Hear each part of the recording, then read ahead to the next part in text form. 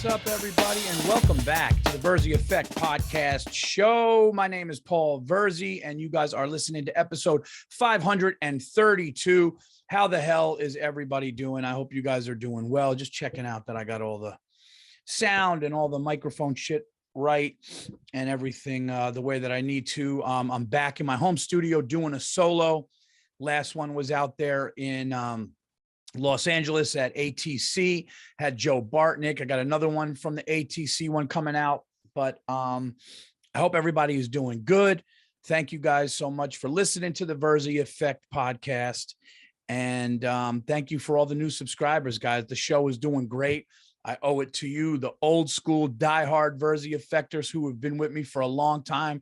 The new people, please like and subscribe to the Virzi Effect podcast anywhere you get your podcasts, iTunes, Spotify, wherever you get all your podcasts, you get the Virzi Effect.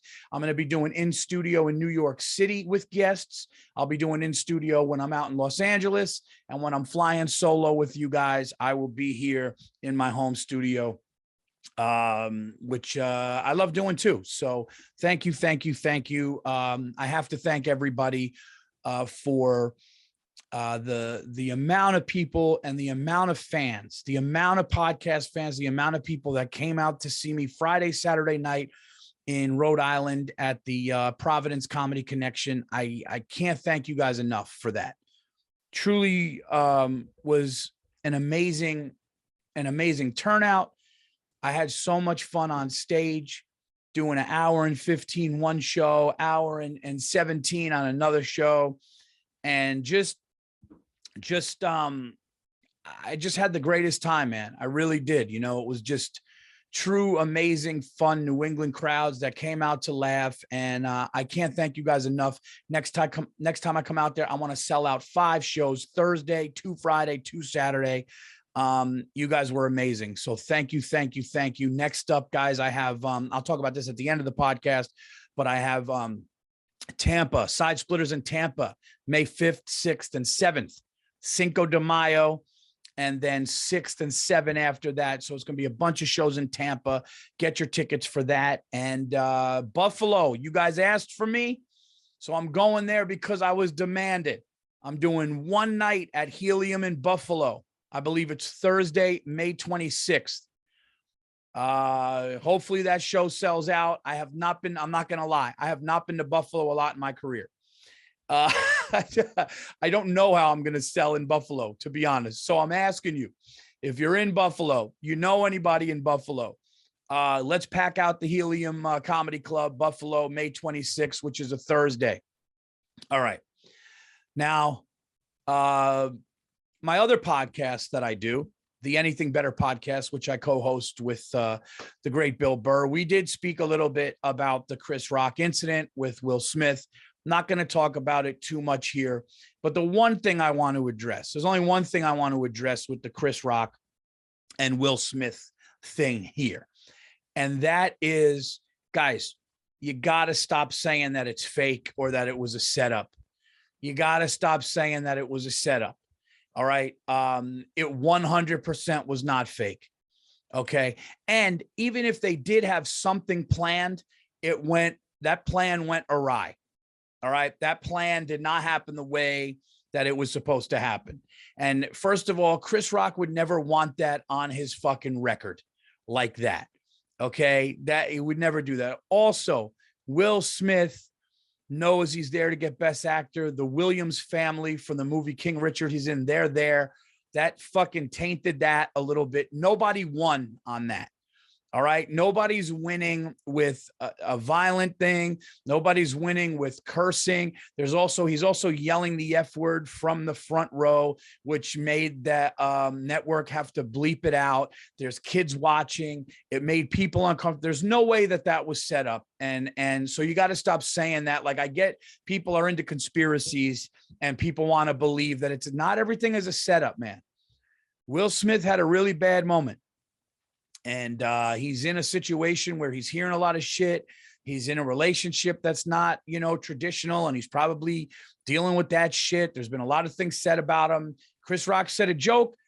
The guy saw his wife not happy with the joke and he made an impulsive decision and it went bad. It wasn't set up. So people got to stop with that.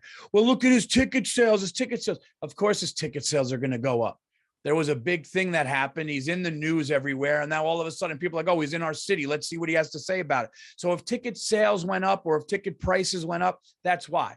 But it was not that Chris Rock needs ticket sales to go up. I mean, he's Chris Rock, but I just like seeing that stuff when people do the emoji with this shit. Interesting. It's like, oh, his ticket prices went up. Interesting. Yeah. Do you think Chris Rock wants that? Do you think Chris Rock wants that meme out there forever? Do you think he wants that to be remembered forever? Do you think he wants that out there, that a fucking movie star went up and smacked him in the face and it was so fast he wasn't able to do anything? No. So all of these people who want conspiracies all the time need to chill the fuck out. That really happened. It was an unfortunate situation, not fake. Nobody would fake that on their legacy, and nobody would. It looks awful for Will Smith. Okay, he could have been arrested. Nobody, it's not a setup. So that's all that was the only thing that was like, you know, getting me. Because at first, at the very first, everybody had that question, right? At the very beginning, everybody had that question. Is this fake? Is this really fucking happening? Is this? And then when all the things unfolded and you realized everything that happened, not to be one of those people, but I'm also in this business and I talk to people and I know people in this business, and all comedians in New York City know people and know a friend of a friend who said this and said that. That was an unfortunate thing that really happened. It was not fake. We need to calm down with that shit. That's all I'll say. There's nothing else to say. We've said it on Anything Better. Everybody knows it was an unfortunate thing. Will Smith was wrong. It's a joke. It was a benign joke. And things went a little crazy with that. So I will leave it at that. But people need to chill the fuck out acting like, can we stop? Can we honestly stop in this country with every single thing being a conspiracy? Every fucking thing a conspiracy. Everything. Because what happens is there's 2 or 3 really big conspiracies, right? We could all agree John F. Kennedy assassination was a conspiracy. There was a lot of weird things that happened, a lot of questions still never solved. And if it was solved, the public kind of thinks they know, but don't know. So all that stuff, those things happen. And then every time something big happens, it's, well, it is. Listen, we're the public. We're not always going to get the story, but it doesn't always mean there's some big cover up. Doesn't always mean that.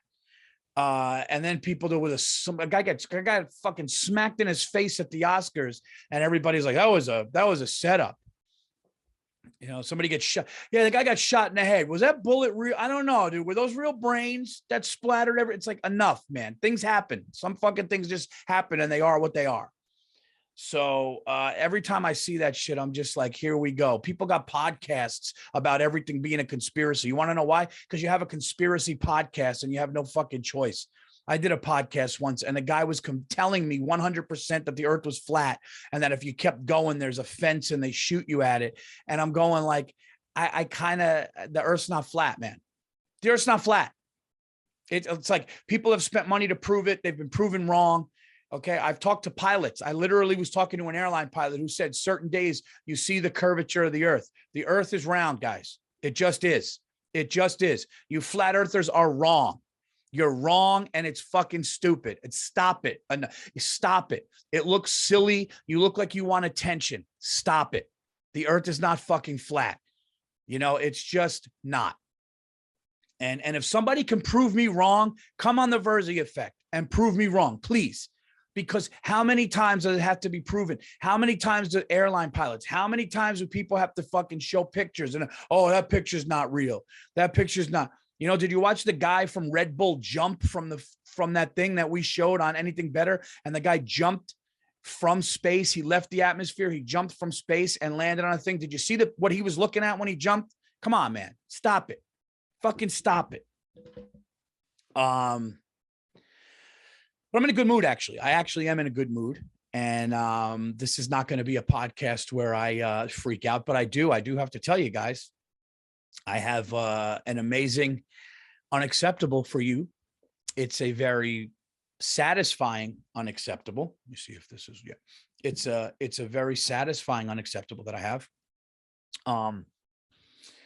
And I saved it for you guys. I saved it for this episode. Okay. And I got to tell you something. If you follow suit, it's going to feel amazing. It's a true story. 100%. All my stories are true, guys. I'm not one of those. I don't make shit up for the podcast. If I have a week that nothing really big happens, then I'll just talk shit about whatever, sports or whatever. I'm not gonna do the Virzi Effect podcast and try to give you guys the time travel fucking story every episode, because those things don't exist. That's what makes, that's what makes certain episodes. Holy shit, did you hear what happened? Because you live life and things happen. But this one happened, and it was amazing.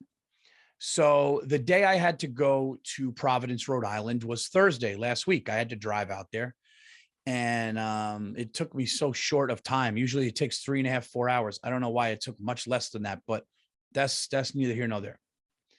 So I'm going to the doctor. I'm going to this, actually ear, nose, and throat type person. 40 minutes away, I drove because I heard the doctor was good. And I pack my stuff. I get ready to go to Providence, Rhode Island. I tell my wife and kids, I'm going to leave from this doctor's appointment to Rhode Island. I love you. I'll see you guys, when I get back. I'll see you in a couple of days. Right. So I go down there. Now I drive out of my way to go see this doctor. I get there, and there are two women at the reception desk. And they say, oh, Mr. Virzi, is your first time here. And as they do when you go to those doctor's offices and you go to those doctor's appointments, you have to fill out paperwork. So she hands me a clipboard, and it's like a packet. And this one was a lot. I'm like, fuck. I mean, how many surgeries have you had? Do you suffer from depression? How many medications are you on? What medications were you ever on? What was your mother's dog's name growing up? It was just like, fuck, what color was your house when you were in kindergarten? It was all this shit that they're asking. And I'm sitting in there. Now, while I'm sitting there filling this out, I hear a loud voice from a male who as he was talking, I was like, I guess that's the doctor. And he was behind a door. And I hear two middle-aged women. Now, I'm in a rich neighborhood in this doctor's thing. And the reason why that's relevant, I'll tell you in a second. And as I'm filling this paperwork out, now, mind you, my appointment was 1:15 p.m. Now, I'm not gonna be a bitch, say the doctor's name. I'm not gonna call out where the doctor's office was. I'm not gonna do that. I'm not trying to hurt anybody's practice. I'm not trying to get anybody in trouble or try to make anybody lose business. But I'm gonna tell you what I did, and it was incredible. And by the way, the two ladies at the reception desk were very, very nice. So I am filling it out, and I hear talk from these two middle-aged women and this doctor, very loud. It was like, lucky for them, I was the only one in this really nice waiting room. And I mean, nice waiting room, a lot of nice furniture. And I'm sitting there, and I mean, I'm like, this is kind of awkwardly loud. Like, if he was going to like start giving like, medical stuff and start talking about their medical past or what's going on or procedures that need to be done, like, everyone could hear it. Luckily, it's just me and the two women that are at the reception desk. And they could hear it too, because it's kind of out in the open. And I start hearing him go, well, that's why you don't get married. You don't want to get married. And then I hear a woman going like, yeah, millionaires and billionaires. And now it's 1:15 goes to, I maybe walked in there at like 1:18, 1:19 when I parked and got in there. Now it's 1:25, and they're talking like they're at a cocktail party, not a doctor's office. Everybody could hear it. And she's going, well, getting back on the market, what advice would you give? Like, get back on the market. And he's going, man, I'm going to tell you this and that. So all of a sudden now it's like 1:35, and this asshole's trying to get laid. Okay. Or something's going, I don't know what the fuck. It was like the beginning of a porno with a threesome, I guess. Cause they were just women talk, no medical talk. And I'm sitting there, paperwork is filled out. And now I start getting mad. I hear no medical talk, health talk, no doctor to patient talk. This is millionaires and billionaires. Well, you get back on the market. Well, that's why you never get married. So I'm starting to get real pissed off. Right. So I stand up, and the reception lady was a little weird too. Like, as far as like agreeing with me, even though I didn't say anything, she could tell that like, I'm like looking at my phone, I'm looking at the time.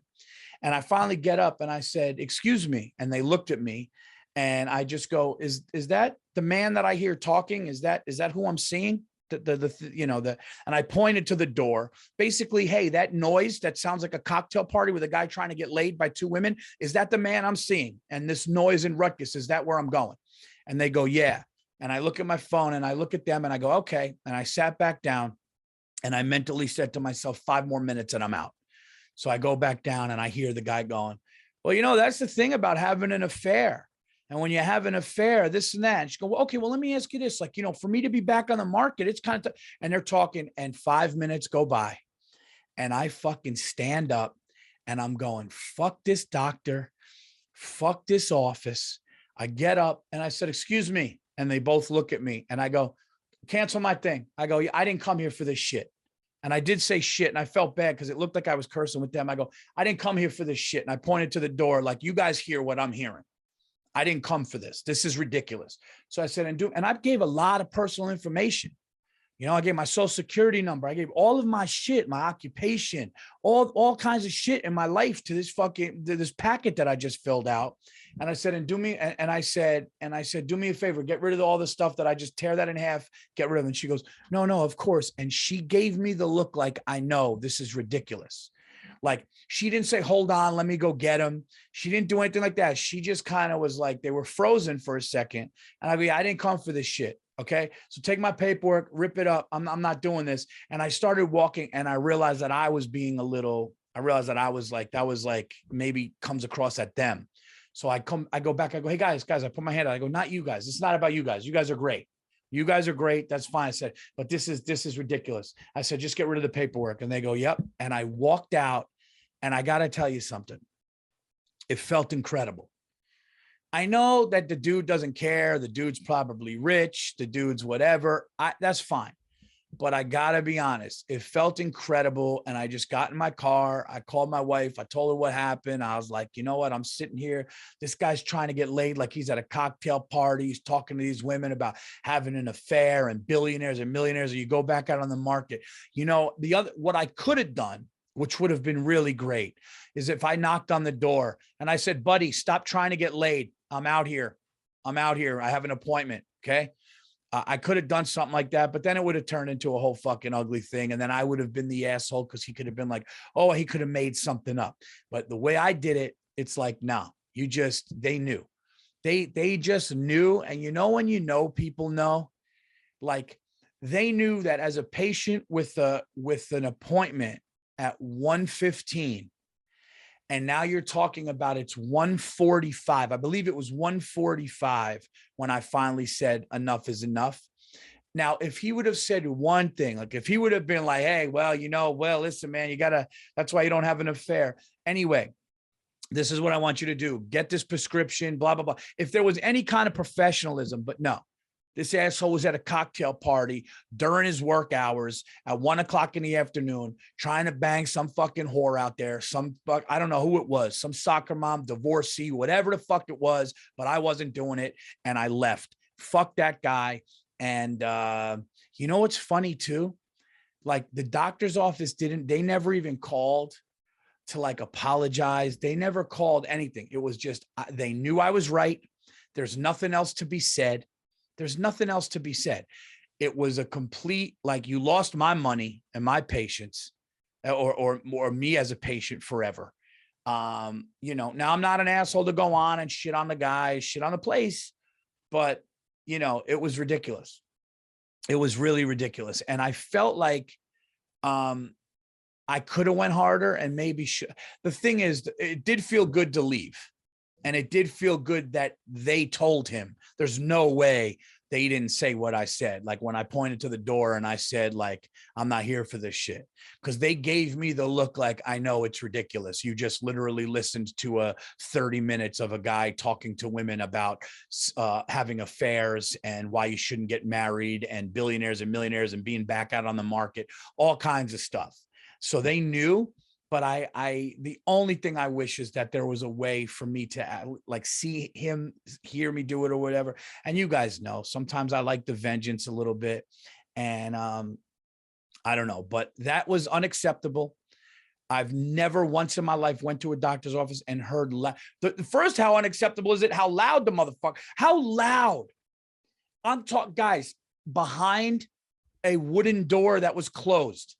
You just heard, if there were a bunch of patients in that room, it would have sounded like, it was the craziest thing I've ever seen. I was waiting for somebody to open a door and start giving hors d'oeuvres. I was waiting for somebody to start pouring wine and giving hors d'oeuvres and saying, like, that's what it was. It was ridiculous. Not one thing about the health, medical, anything, no body parts as far as like examining, nothing, just that shit. So that was as unacceptable as I've never heard a doctor talk to women for 30 minutes in a doctor's office loud like that and have zero to do with the actual visit.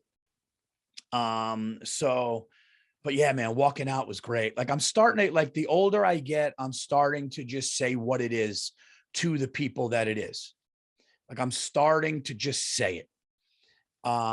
Maybe that's not always a good thing, but it feels really good. And it felt good to say. Now, let's get into a movie review here. This is episode 532, the Virzi Effect podcast. The Virzi Effect podcast, which is coming with a vengeance. Okay. And speaking of vengeance, I was exhausted yesterday. I've had, guys, my last 7 weeks have been Syracuse, Pittsburgh, Austin, Phoenix, Los Angeles, Providence. And now this week coming up, I'm going down south. It's been nuts, but I'm blessed.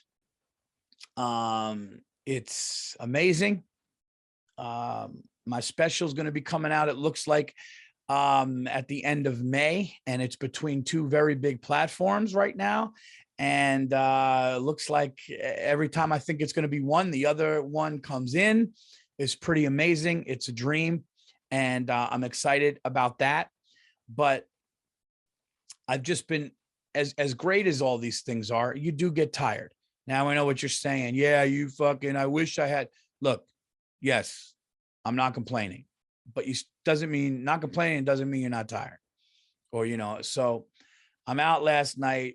I mean, I go out to eat with my family, or we were home and I was tired. And I said, look, I'm going to end up sleeping all day. And if I sleep all day, I am going to wake up in the middle of the night. It's going to be rough. You know, it's going to be rough. So let's go do something. How about we go see the Batman movie? We'll go see the new Batman. And my wife is like, is it okay for the kids? I'm like, I guess so. So we go there and there's a lot of kids there. So it's fine that way. Movie's 3 hours. Didn't feel quite like 3 hours. There's going to be spoiler alerts here in this review, but you people saying that it was better than The Dark Knight kind of need to calm the fuck down a little bit. Okay, look, I like, yes, it was dark and it was gritty. I like that. That's cool. I like that he was kind of a little darker and unmerciful when he was beating the shit out of somebody. That was cool. Better than The Dark Knight, man. Heath Ledger, like the Riddler was good, but there wasn't enough of him. Okay. The Riddler in the new Batman, dude, the new Batman starts off insane. The Riddler is standing in the mayor's mansion behind him as he's on the phone, and you just see his glasses and you see him there. And then he fucking brutally kills the guy, just like blunt force trauma to the head, and duct tapes his head. It was a sick scene. And I was like, oh, this is going to be the shit. This is going to be good. But then a lot of the Riddler was pre-recorded on a phone. There were some really cool graphics in the movie, though, where you see Batman fighting in the dark and gunfire lights it up, and then it goes down to dark and then gunfire again. And as the gunfire goes off and you see what's happening, it's Batman just fucking people up. There was some really cool parts. Okay. Another amazing scene in the movie was when Batman was in a car chase with the Penguin, excuse me, who was played by Colin Farrell, which was really cool. And it looked really good. Like the scenery, it was a cool scene. But I gotta be honest, man, the lulls, you know, Catwoman, it was good, but like, it just, I don't know, man. It I felt like this. I felt like the movie could have been shorter, and I felt like there weren't enough parts to make you go, oh shit. Like there were a couple. There were a couple. So did I hate the movie? No. Did I think it was the worst Batman? No. Did I think it was the best Batman? Absolutely not. I think that it had moments where it could have been, but it didn't. It didn't. My wife made a good point too. She's like, there's a lot of characters going on. There's a lot of things going on, story plots, Catwoman's story. And then what's the Penguin doing here? You know, and then you had to watch the Riddler was the main villain, but then, you know, and at the very end, you see a glimpse of, this wasn't a big one, but you see like the Joker in the prison cell next to the Riddler. So it was, you know, and like, I got to be honest with you, with like Batman's like not working as far as like what's going on in Gotham. Like Gotham is, how many villains have to come and just make the place continue to be a shithole? It's like eventually, like, can he clean the place up finally? Can we just start killing? You know, I'm getting tired of like, this is what's happening with superhero movies. It's like, I'm getting tired of villains coming back or then like a new villain or something. Can he just start cleaning how? I get that they got to keep making the movie, but like, can one of these villains just catch a bad one early? You know, just like blow the Joker's head off and never hear from him again. Like something needs to happen because it's getting to the point where it's like, you know, it's getting a little much now. It's like how many Batman's twists on his father and mother getting killed, leaving the show when they're younger. It's getting to be a little bit much. And I realized that during this movie. I realized that they reinvented it. They made it darker. They made it gritty. And that was cool. They had some really cool suspenseful parts, but then a lot of parts that were just like, whatever. So I would say it was not great. This is just the Virzi Effect review. Whatever. This is my thing. If you think I'm missing something and you're like really a Batman nerd and I'm missing something, please, because I will watch it again because I liked The Dark Knight the more that I watched it. Maybe I'll like this more. I also got to be honest. I didn't like the part of this movie that Batman's got a journal and shit. You know what I mean? Like, I don't want my superhero to have a diary. Is that weird? Like, I don't want my, you know, today was really, I'm tired. I just had a really long day and Alfred's fucking pork chop sucked. I wanted to tell him, but he's been great to my family. This city is being overrun by crime and I'm fucking groggy. Like, I don't need, just go, you know what I mean? That's why Superman is the best villain. Okay. He doesn't have diaries and little journal fucking entries like Batman. You know, he's not like a punk teenager who's flying all over the city like Spider-Man and, you know, just has issues with his fucking aunt and uncle. And you know what I mean? It's just like he's going, you know, he's getting into fights in the cafeteria and it's like he's like a kid. Like, no. Superman was an alien who came here and could fuck people up. And only one thing could hurt him. And it's an absolute sin. It's an absolute sin that Superman does not have a movie to represent that.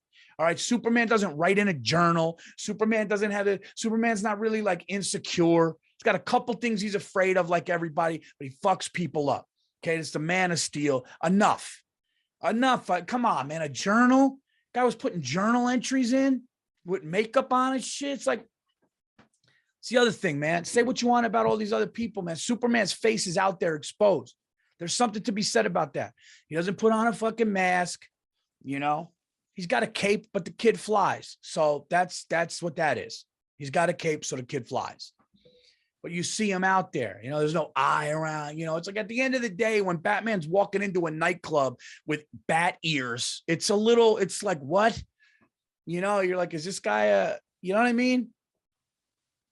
And here's the other thing. When Batman walks into a nightclub with his ears out and the whole getup and stuff, you could be like, oh, that could be like a copycat. That might not be Batman. When Superman strolls up, you're like, that's Superman's face. That's Superman. That's the Man of Steel right there. So that's what I'll say, you know, about that. I did think when it started out and Batman showed up to the first murder the Riddler did, I was like, this is going to be good. Another thing that annoyed me about the movie was the man who played the commissioner or the one that was always talking with Batman. I forgot the actor's name, man. He was in, he was in James Bond. You know who I'm talking about if you saw the movie. But the guy he kept meeting at the bat signal, he whispered his whole script. He whispered every scene. Now we know where, if we got to get this, like the whole thing. It's like, I get it. It's dark and gritty, but like, can the guy talk and speak up a little bit? The guy was acting like everything was a secret, even when they weren't having secrets. Some things annoyed me about the movie. And I'll tell you this, I wanted it to be the best Batman. I brought my family. I bought my Raisinets. I had my drink. I was good to go. I was ready for a Batman to blow me away. And after the first 15 minutes, I'm like, oh, this might be it. I thought Batman's first entrance in this movie, when crime was everywhere and they followed the Asian guy off the subway to beat him up, I felt like when he came out and he started, showed himself for the first time, I thought that was pretty cool. You heard him walking. There was a lot of things that I liked, but I just felt like it missed the overall blow you out of the theater mark. And I said this once and I'll say it again. How many times have you been blown out of the theater? Like where you're just like, that was awesome. Gladiator did that for me. Gladiator was, after a lot of bad Star Wars, I liked the one that J.J. Abrams first did.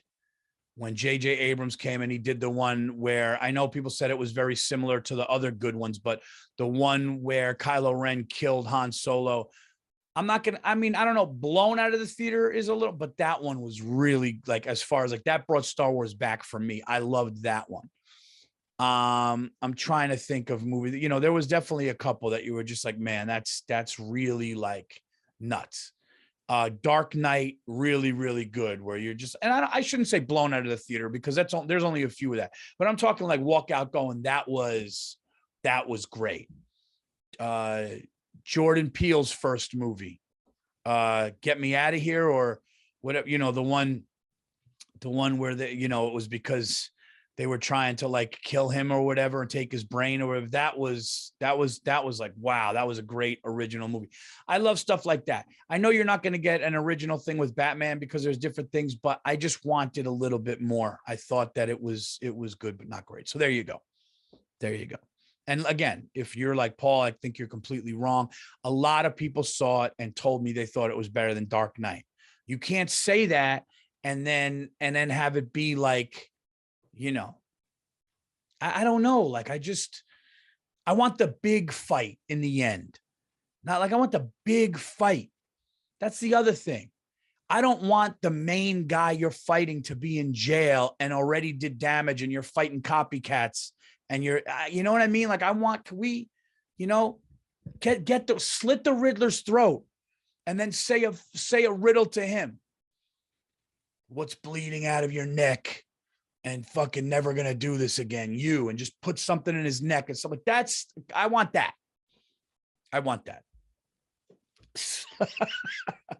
Sorry if I'm going on about this, but I'm pissed off, man. I brought my family, 3:30 in the afternoon, 3-hour movie, excited to see it.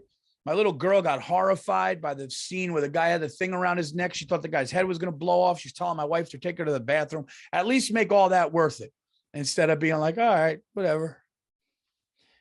I did hear that movie X is really good, so I want to check out that movie.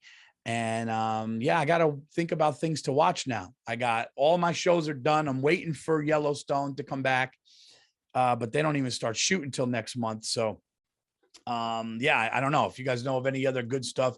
Please send recommendations to the Virzi Effect. If there are any comedians that you would like to see on the Virzi Effect podcast, let me know, because I'm going to be booking some and doing the in-person, in-studio interviews from the studios that I'm going to use in New York City. So let me know about that. And there you go. I mean, and as far as upcoming dates, guys, please get those tickets. Get those tickets to Side Splitters May 5th, 6th, and 7th in Tampa, Florida. May 26th, Helium, Buffalo. I have San Diego coming up, I believe at the end of June, the comedy company, American Comedy Company, San Diego, and more dates will be added. The announcement for the special will literally be within a week. And I already have something I can say now, but we just have to check. We just have to check with something else. So I hope everything turns out good and works out. And that's it. We got the national championship coming up. Will be Kansas and UNC. I really wanted to see Duke. I know people are hitting me up. Fuck that, Virzi. Fuck Coach K and Duke. I get it, but you got to admit, a 40-year career, whether you liked him or not, a 40-year career, announcing your retirement at the beginning of the season and then getting to the Final Four. How nuts would it have been if they got to the national championship and those kids won it for him and they're put him up on the shoulders and he walks off a national champion again and walks off. Come on, man. Come on. I know we're living in some negative times of haters and shit, but that would have been, come on. That would have been amazing. And I'm going to make a statement here on the Virzi effect. Remember this episode. I'm going to make a statement on the Virzi effect. And I might even make this the clip. I don't know. But I never thought I would say this, but I'm going to say it. I was wrong. I was wrong. I want to apologize to anybody who likes this sport that I insulted. I now see it. I see how amazing it is. Ladies and gentlemen, Paul Virzi of the Virzi Effect podcast would like to announce on this show, on this episode, I like soccer. Soccer is amazing. It is so fun to watch. It is intense to watch. And once you kind of get it, and the United States being in the World Cup helps. What really got me was the New York Football Club winning last year, and they had that game on. But now I'm starting to see why. Yes, it's not as fast-paced as what Americans like. Basketball dunking, football hitting, touchdown, running, catch. I get it. Soccer's dope. I am a soccer fan now. I will be watching soccer. And there you go. So sometimes don't jump the gun. I used to joke about the UFC being dudes barefoot, with their crotch in each other's faces. I love the UFC and I love soccer. So give things a chance. And that's it, everybody. Give things a chance is the name of this episode. I love you. Thank you all. I don't know why I'm ending this like it's a political statement. Thank you all. God bless you and your families. And God bless the United States of America. Guys, this has been episode 532. Paul Virzi. Love you guys. Check out my other podcast that I co-host with Bill Burr, Anything Better. Check out thank you guys. We've had over 350 new subscribers in the past couple of weeks on the YouTube channel. We hit 5,000 subscribers when we, not long ago, and then boom, it's starting to go more and more. So I can't thank you guys enough for subscribing to that YouTube channel. Please do that. And check out my dates at paulvirzi.com. Follow me, Instagram, Twitter, paulvirzi.com, VIRZI. Tell a friend, spread the word, and I will talk to you guys next week. Take care.